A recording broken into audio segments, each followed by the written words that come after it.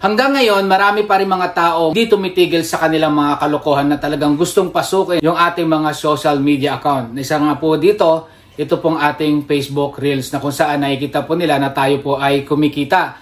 Kaya kung kayo po, mga kapwa ko content creator, kahit na po hindi kayo creator, kayo lang po ay normal po na gumagamit ng mga social media, dapat po ay mapanuri po kayo sa inyong mga natatanggap na email na kung saan pwede pong ma-hack yung inyong mga account. So, sinishare ko sa inyo ang information na to para na nun mas maging aware kayo sa mga email na natatanggap nyo. Dahil guys, ako, napakarami pong email ako natatanggap ng katulad nito.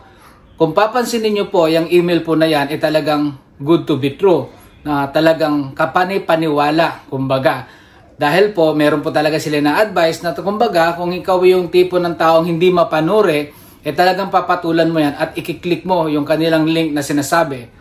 Pero kung papansinin nyo guys, dito sa email na natatanggap po dito kay Facebook, mapapansin nyo po kung ano yung pagkakaiba po niyan. Unang-una po, sa headings pa lang po nila, ibang-iba na po. Dahil dito po, kay Meta na natatanggap natin, meron pong headings ng Meta na Facebook at the same time meron po sa baba. Samantalang ito po ay wala.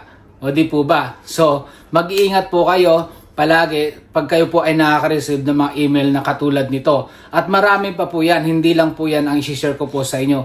Kaya kung ako po sa inyo, kung kayo po ay bago dito sa aking page, don't forget to click that follow so that updated ka sa lahat ng mga tutorial na gagawin ko dito. So don't forget to share that information guys, para nang nun mas ma-aware yung mga kapwa natin dito na hindi ma-hack yung kanilang mga account. Dahil po napakarami po sa aking mga followers na nanahack talaga yung kanilang account. Dahil once na-click po nila yung link na yan, sigurado po yan na mababago na po yung password nila at makukuha na po yung kanilang account. At nang sa ganon, yung kinikita nyo po dyan is makukuha na rin po nila yan. So mag-iingat po kayo. Sana po nakatulong. And don't forget to click that follow for more tutorial. Bye! Kaya po, sinishare ko po sa inyo information na doon. Kaya po, sinishare ko po sa inyo ang information na and don't forget to click the